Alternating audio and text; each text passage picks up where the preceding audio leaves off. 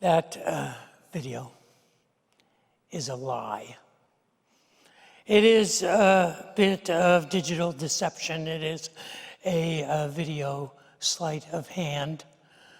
We call it a bumper. We use bumpers here, and lots of places do. It's a bumper that, and I guess we call it a bumper because it bumps into what came before and bumps into what comes after. Really what it is it's sort of for our ADD culture, so you don't lose focus when the band is walking off and I'm walking on.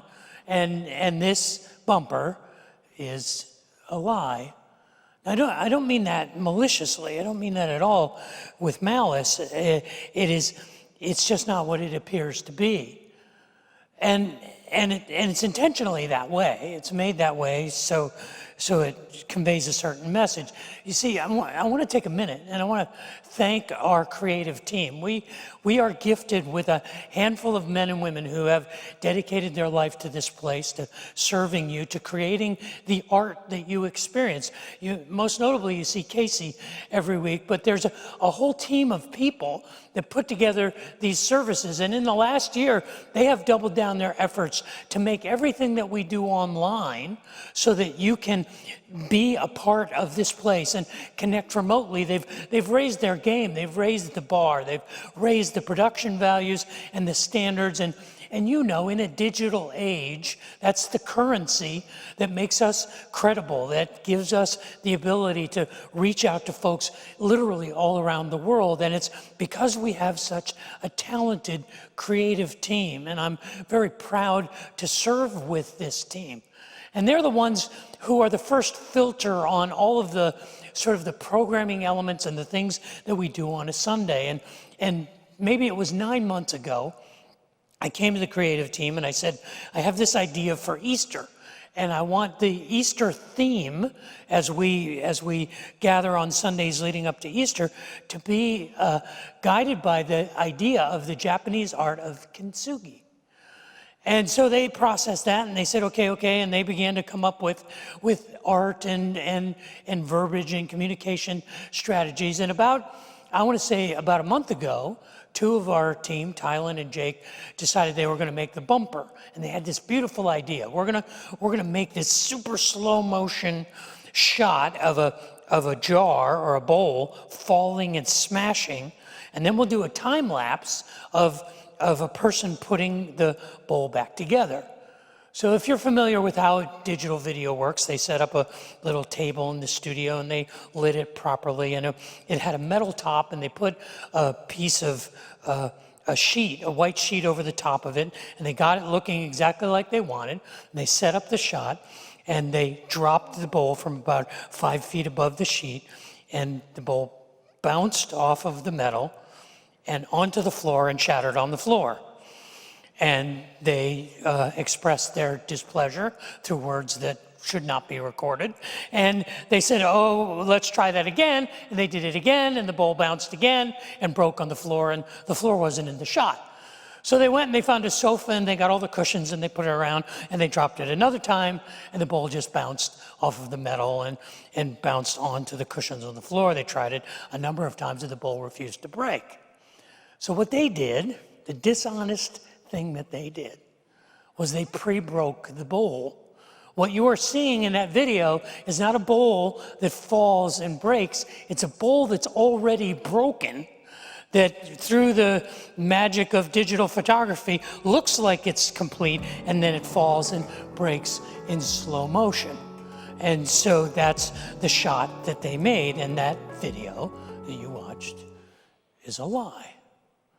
It's also a violation of the ethics of KINTSUGI. You see, the Japanese art of KINTSUGI is guided by hundreds of years of tradition and ethical values. The word KINTSUGI means gold rejoining. Kin is the word for golden, and sugi is the word for rejoining. Another word for it is kintsuroi. It means gold repair. And a KINTSUGI master is not a person who breaks things. It's a person who repairs things, who restores things, who resurrects things. And it is outside of the ethic of a KINTSUGI master to intentionally break anything. You see, in the ethic of kintsugi, the repair is the restoration of something that is priceless. An heirloom tea set or a bowl or a cup, it's something that comes to the kintsugi master already broken. And it's something that has value because it has a story, it has a history, it has a patina from generations of use. Perhaps you bring the kintsugi master a bowl that was the bowl that your grandfather drank from when he was a child. And through the years, it has become worn, or perhaps it was broken or cracked, and you bring it to the kintsugi master, not because the value of the bowl is so priceless, but because the tradition and the story that's associated with it. Maybe it's a tea set that has been in your family for generations, and it's just worn out and started to crack. Or maybe it's an item you were given on your wedding day, and it got knocked off a shelf, and now it's broken, and it has value to you, to the owner. And the kintsugi master respects and honors that priceless value. You see, it's an abomination, it's a disgrace, it's a dishonor for a kintsugi master to actually break something in order just to fix it. Like when I was planning this series, I ordered a bowl online from Etsy. You ever order from Etsy or Wayfair? I don't even know if this bowl was ever broken. And if it was broken intentionally just so that they could take a $10 bowl and charge me $150 for it because they painted gold lines on it, and it's now a kintsugi bowl. The kintsugi master would never do that. One of the attributes of kintsugi is patience. A kintsugi master waits until the brokenness comes to them. You see, there's a lesson there. There's an important lesson there, and I want us to think about it today. I want us to think about if Jesus is, in fact, the kintsugi master, the restorer of our brokenness. He's waiting for us to bring him our broken. You see, the master waits, and he does not break us. He waits for us to bring us our brokenness. This is what I want us to think about today, and I want to leave it with you in that thought of what does it mean to bring him your broken. And I want to share a story with you today, but before I do, would you pray with me? Father in heaven, I would ask that the words of my mouth, the meditations of my heart would be pleasing in your sight, that you would use your words spoken by your servant and anointed by your Spirit to remind us of what it means to trust you and to hold on to you, that you might repair and restore and resurrect our brokenness. I pray that for myself and for my family, and especially for anyone who is here, who is in a very dark place. Pray that you will receive them and that they will hold on. Pray that for all of us together in Jesus' name. Amen. He thought he was doing the right thing. His name was Judas Iscariot. In his day, 2,000 years ago, in the nation of Israel, the most popular men's name, the most common boy's name in the nation of Israel, particularly in the region of Judea, was Judas. For 200 years, boys had been named in honor of a revolutionary in the nation of Israel. In 167 BC, there was a revolt, a revolution, like the American Revolution, that overthrew their oppressors. And for 3 years, this revolt fought to liberate Judea and Jerusalem and reestablish the temple. And in 164 BC, in the month of Kislev, our month of December, the Maccabean revolt liberated the nation of Israel from the Seleucid oppression. And they had a celebration, the rededication of the temple that is still celebrated to this day. It's called the Feast of Dedication. Sometimes it's referred to in its popular term, the Festival of Lights, or you might know it as Hanukkah. It was a celebration of the restoration of the temple led by a man named Judas Maccabees and his father Matthias and his 3 brothers. And for 200 years, if you wanted to name a son a heroic name, you named him Judas.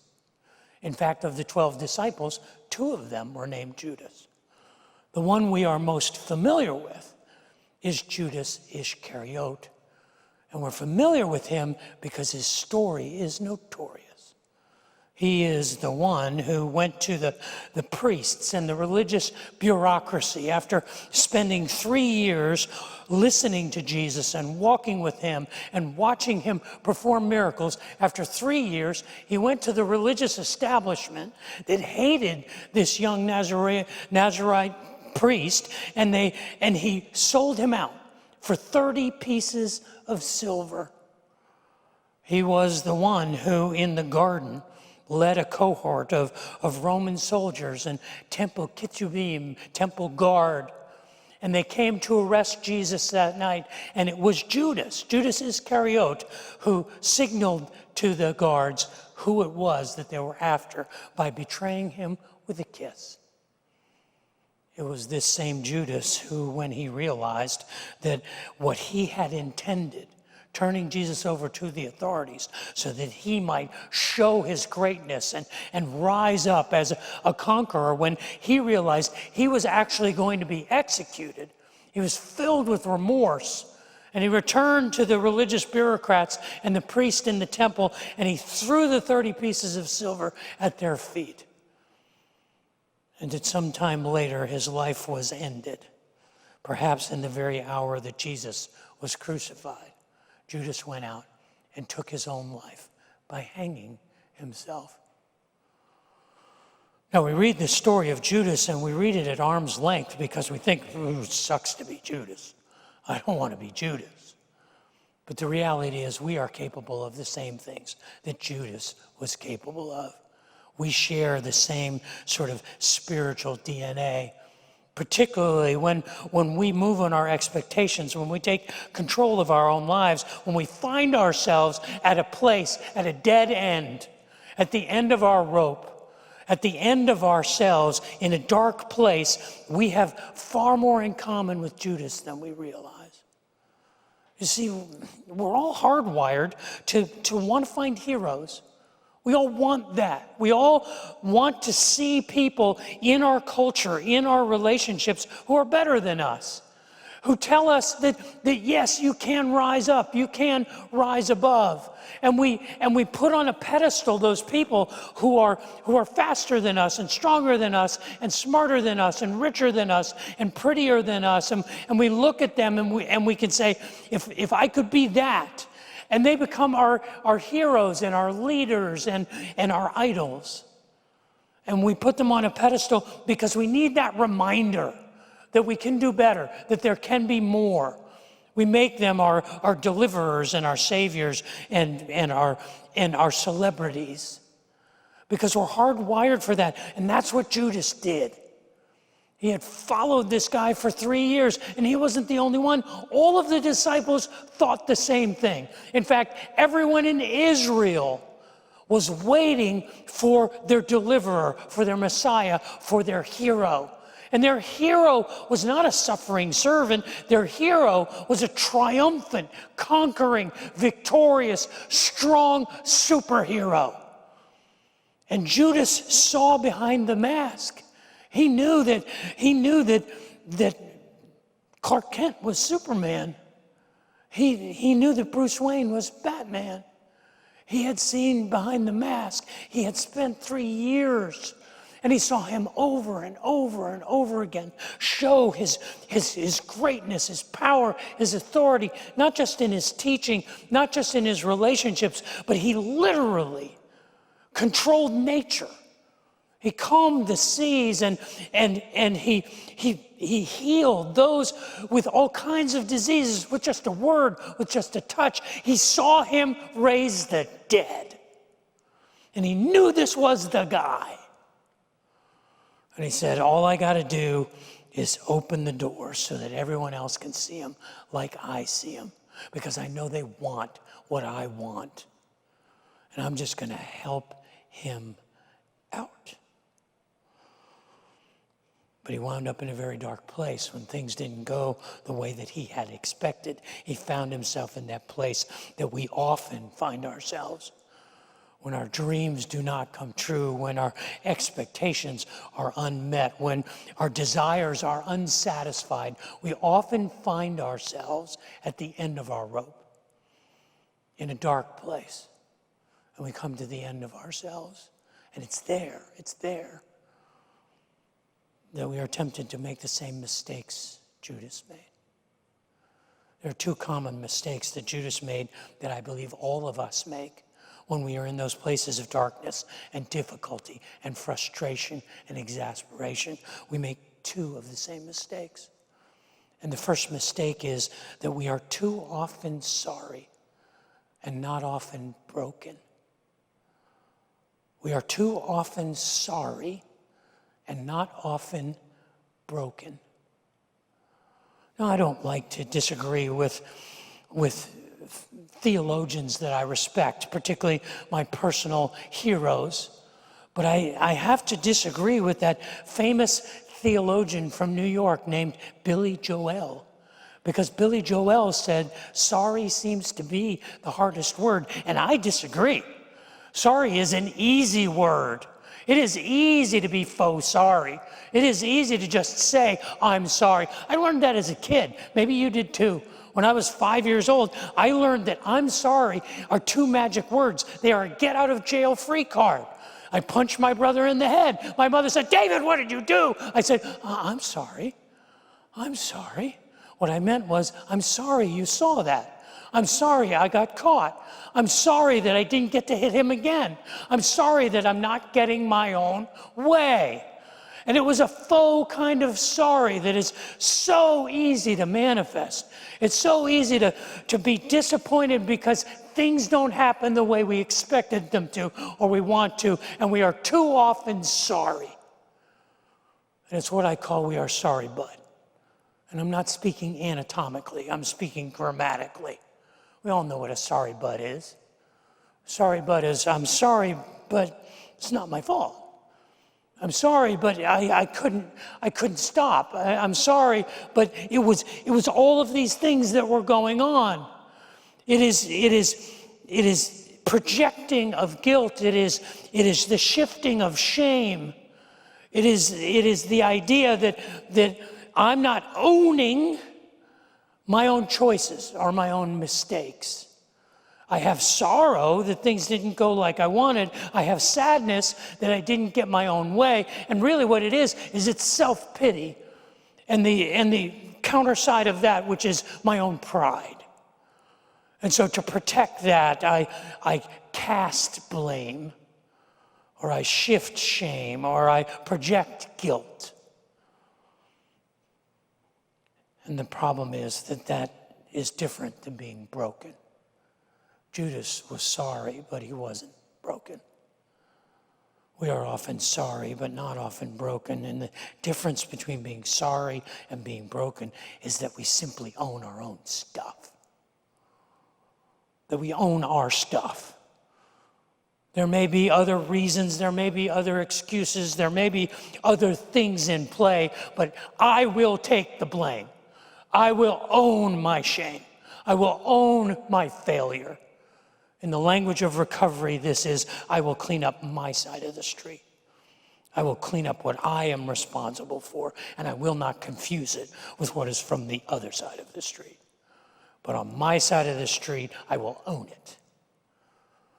It's brokenness that comes from that ownership of our failures and our flaws and our shortcomings and our unmet expectations. And I am afraid that the mistake that Judas made, that we often make when we find ourselves at the end of our rope and in desperate and dark times, is we are often sorry, but not often broken. The second mistake that we make is that we are often believing, but not often trusting. We are often believing, but not often trusting. You see, we are a society that is fluent in the language of belief. I'm not even sure that we understand the difference between what we know and what we believe anymore. Everything is tied to our belief. I believe this, I believe that, I believe the science, I believe the opinion, I believe the emotion, I believe the history. I mean, if you just track how many times a day we use or you hear the term I believe, we are fluent in the language of belief. We believe all kinds of things. But there's a significant difference between believing and trusting. If I believe you are a good cook, I can believe that all day long. I say, yeah, I believe you. When I eat your food, I'm trusting you. I can say, oh, I believe that you are a great pilot. I believe that you can fly airplanes and helicopters and gliders and whatever. I believe that until I get in the aircraft with you. Then I'm trusting you. The greatest illustration of the difference between believing and trusting I've been telling for over 40 years, and I apologize if you've heard it many times before. But it's a story about the most famous entertainer in the world in 1858. In 1858, the most famous entertainer in the world was a French acrobat named Francois Gravelay. His stage name was Charles Blondin, and he was a tightrope walker. And he announced in June of 1858 that he was coming to America. And on his journey to America, he was going to stretch a rope across Niagara Falls from America to Canada, 1,300 feet across, 190 feet above the rocks at the bottom of the falls. And he was going to walk from America to Canada.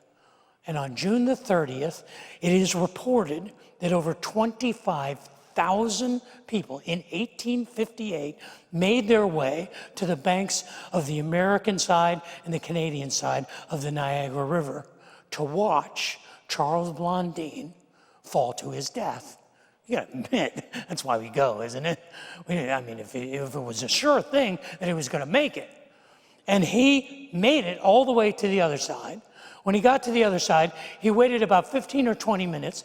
Then he strapped a Dirigat-type camera, which in those days, in the 1850s, was a large 15 to 20-pound box with a film plate in it, and he strapped it to his back, walked halfway back to America, took the camera off his back, balanced it carefully, and took a picture of the people gathered on the American shore, and then finished his walk on the other side.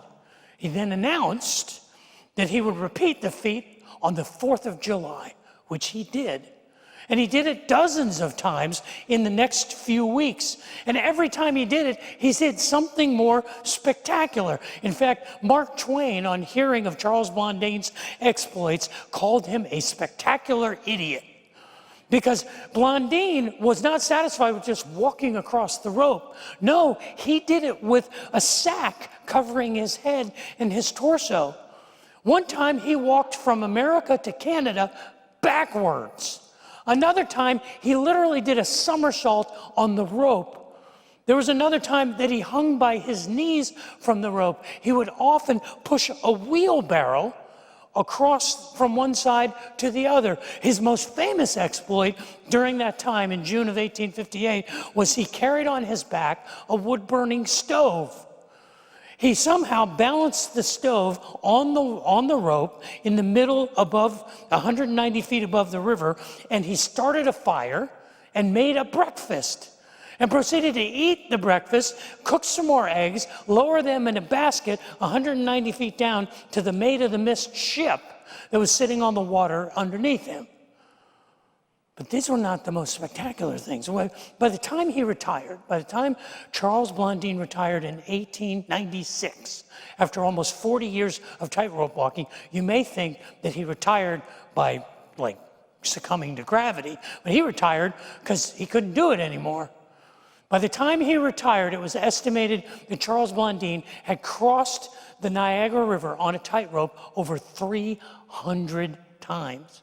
It was estimated that on his world travels, where he showed his tightrope walking expertise, he had walked over 10,000 miles on a tightrope. But all of these things paled in comparison to the thing that, not that he did, but what his manager did. His manager was named Harry Colcord. And often when Charles Blondin would push a wheelbarrow across the rope, across the Niagara River, he would get to the other side and he would ask if there were any volunteers who would be willing to sit in the wheelbarrow while he pushed it back to the other side.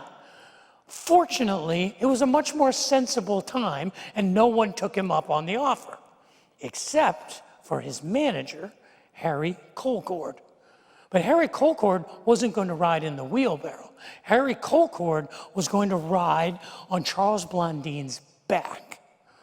And so famously, at the end of June in 1858, Harry Colcord climbed on Charles Blondin's back and they walked across 1,300 feet across the Niagara River from Canada to America. And reportedly, this is what Blondin said to Colcord before they left the shore.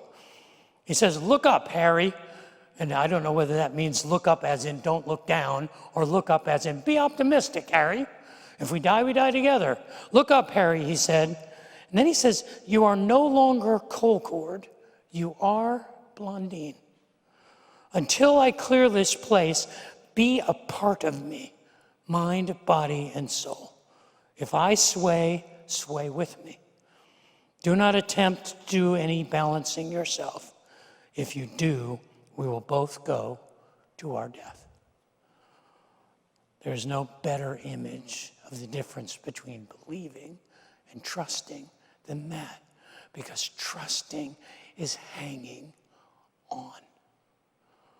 That's what it means. What it means to trust is it means to hold on. It's the thing that Judas couldn't do. We know that Judas believed that Jesus was the Messiah, that he was the promised one. And he believed that it was up to him to expedite the process of his revelation. He was going to help God out. He was going to force the hand of God to act. And it seems like, if you look closely at the story, that Jesus was telling him, yeah, go ahead, do that. I want you to do it.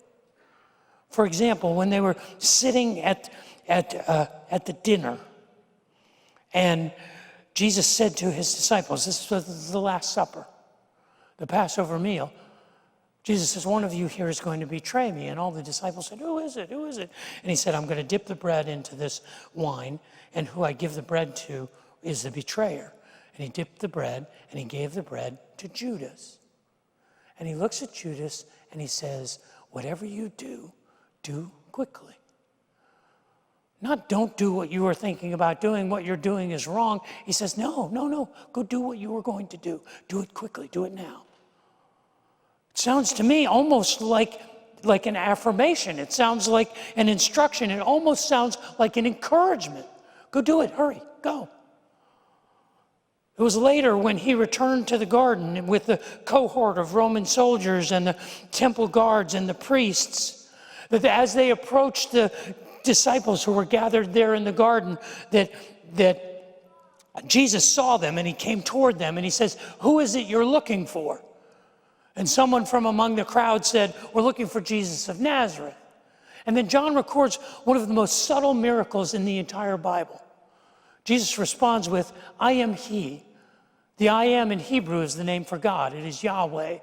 And I believe that in that moment, the veil was pulled back. The curtain was raised. And for a split second, the glory of God, the creator of the universe, the power that fashioned everything that is and everything that will be, flashed in front of them. And in that moment, as he said, "I am he," it says they drew back and they fell to the ground. And Judas was with them. And I like to imagine that as Judas dusted himself off, he goes, "That's my guy. Oh, yeah. I knew that. Oh, it's going down now. Okay, guys, try and arrest this dude. Because you see that? That was just a taste. Wait till he opens up the full can on you. It's coming. Woo! Can't wait." Even then, as he walked over to Jesus, he kisses him, what we know is the kiss of betrayal. And it says, Jesus says to him, my friend, do what you have come to do. Do what you are destined to do. do what you have decided to do. Not don't do this, not this is wrong. It is entirely possible that Judas believed up until that moment in everything he was doing. But then the clouds came in, and then it grew dark, and his expectations were unmet, and it became apparent that his master, his savior, his teacher, the one he adored and idolized, his hero, was in fact going to be executed. He was doomed, and he wasn't going to do anything to stop it.